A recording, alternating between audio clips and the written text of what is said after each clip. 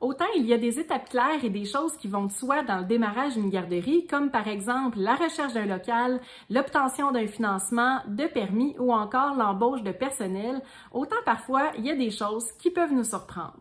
On s'entend, on ne veut pas être surprise dans le processus de démarrage d'une entreprise, ou du moins le moins possible, parce que qui dit surprise dit habituellement frais supplémentaires. Aujourd'hui, je t'explique 4 choses que beaucoup de personnes ignorent dans le processus de démarrage d'une garderie.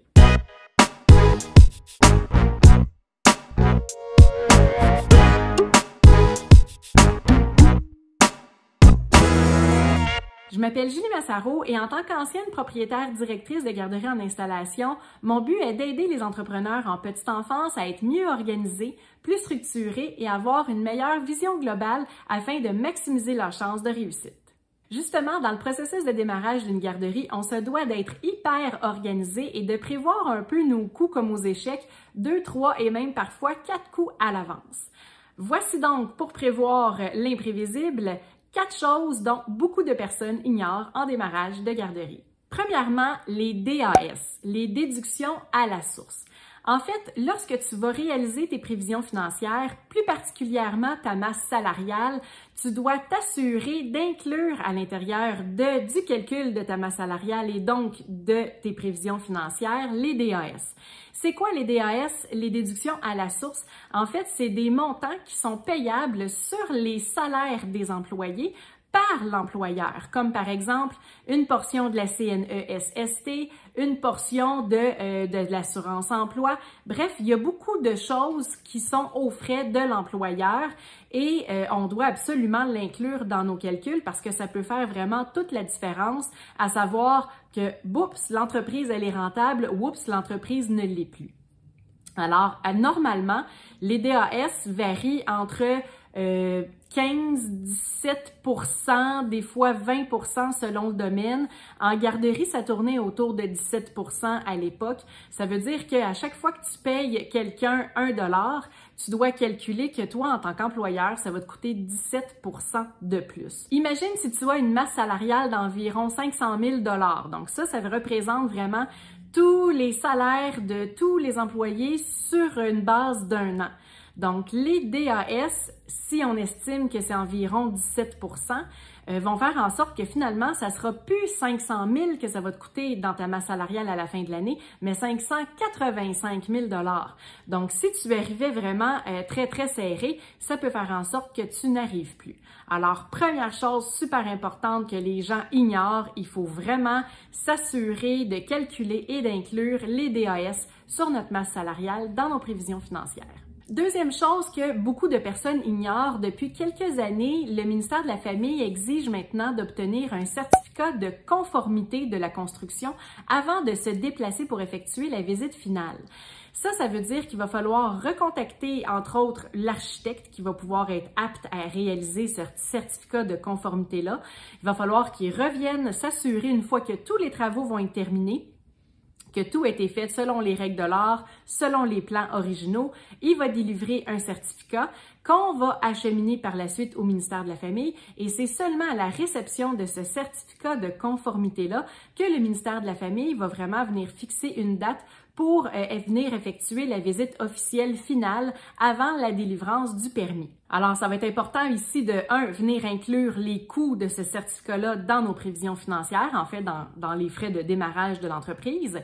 Et deuxièmement, de le prévoir à l'avance, parce que si on attend vraiment à minuit moins une, que tous nos travaux soient terminés, qu'on fasse la demande pour faire venir l'architecte, par exemple, puis ensuite de ça, qu'on envoie tout ça au ministère de la Famille, ça peut être très long. Donc, quand on sait que les travaux vont se finaliser, exemple, dans une semaine, 2 mois, peut-être pas 2 mois, mais 1 mois, on peut déjà faire la demande peut-être à l'architecte pour fixer une date et dès qu'on a ça, on peut envoyer ça directement au ministère de la Famille. Donc, de ne pas le prévoir à l'avance pourrait impacter les délais d'opération, donc le délai d'ouverture, de la date d'ouverture de la garderie.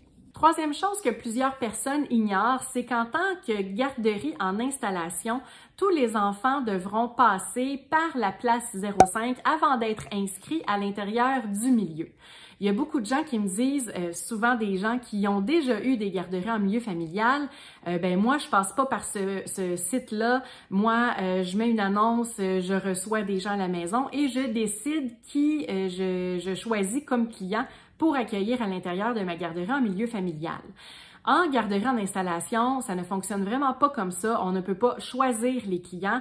On doit vraiment se fier à la place 0,5 ans et prendre les gens qui sont sur les listes d'attente de ce site-là. Premièrement, le ministère de la Famille a repris possession de la place 05, en fait, qui était au prime abord donné à un autre organisme. Donc, la gestion n'est plus faite par cet organisme-là. C'est vraiment maintenant le ministère de la Famille qui a mis son nez là-dedans pour vraiment s'assurer qu'il y ait une liste d'attente pratiquement unique et de s'assurer justement que tout le monde respecte cette liste-là d'ancienneté. Alors vraiment, une fois le permis officiel délivré, vous allez devoir vraiment créer un dossier sur la place 05, c'est obligatoire, et vous allez devoir passer par ce site-là pour pouvoir venir inscrire vos enfants à l'intérieur de votre garderie. Il y a des trucs ici qu'on peut faire. Toutefois, on peut quand même faire des visites libres, des portes ouvertes, s'assurer que les gens viennent. On peut prendre des pré-inscriptions un peu de façon officieuse. Donc, évidemment, ça ne lie pas le client à vous, mais dans la tête du client, peut-être que oui. Donc, au moment opportun, donc, quand vous allez ouvrir, vous allez pouvoir vous assurer au moins d'ouvrir la garderie avec des enfants. Donc, pas attendre d'avoir le permis officiel, de mettre votre annonce sur la place 05, puis là, de croiser les bras et d'attendre avec la garderie et les paiements qui commencent à tourner. Alors, on va pouvoir quand même faire visiter la garderie, prendre des gens en liste d'attente officieuse, donc pré-inscription officieuse, et une fois que la garderie elle est en opération, on reçoit les gens, on s'assure qu'ils ont coché, bien évidemment, de prime abord, on va avoir créé notre dossier sur la place 05, on s'assure que les gens sont sur la place 05, qui rajoutent notre milieu de garde et on va pouvoir venir les récupérer et lier le dossier de l'enfant de la place 05 à notre dossier de garderie à nous. Si la personne n'est pas sur la place 05, on va pouvoir faire la démarche avec elle dans le bureau, de l'inscrire, de venir cocher notre milieu de garde pour venir relier le dossier de l'enfant à notre garderie. Finalement, quatrième chose que beaucoup de personnes ignorent dans le processus de démarrage d'une garderie, et ici c'est vraiment pour une garderie en installation, c'est vraiment des frais de déboursés qu'on a à payer. Donc, une fois qu'on a notre financement, une fois, bref, qu'on a reçu le feu vert du ministère de la Famille, qu'on a le financement officiel de la banque pour financer les améliorations locatives, donc les rénovations, l'achat de matériel, équipements, jouets, meubles, etc. La banque ne nous donnera pas le montant du financement total dans notre compte de banque pour qu'on puisse s'amuser. Ils vont nous mandater de trouver quelqu'un qui a un compte en fidéicommis, donc ici par exemple notaire, avocat, et c'est cette personne-là que nous, on aura mandaté, qui va être responsable de payer les fournisseurs, les factures et ainsi de suite. Donc, la banque va verser des montants, des tranches de déboursés dans le compte en fidéicommis de la personne que nous, on va avoir mandaté. Et cette personne-là va effectuer la gestion de tout ça. Donc, ça ne sera pas nous qui va payer directement les fournisseurs. Bien évidemment, il y a des frais de relier à ça. Souvent, les gens l'ignorent et ils ont une mauvaise surprise au fil du processus. Donc maintenant, ça ne sera plus ton cas.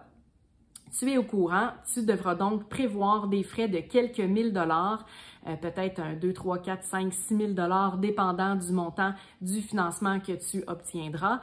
Et on doit prévoir ces frais-là dans nos prévisions financières. Finalement, tu comprends que plus tu es informé et organisé, moins tu auras de mauvaises surprises dans la progression de ton projet.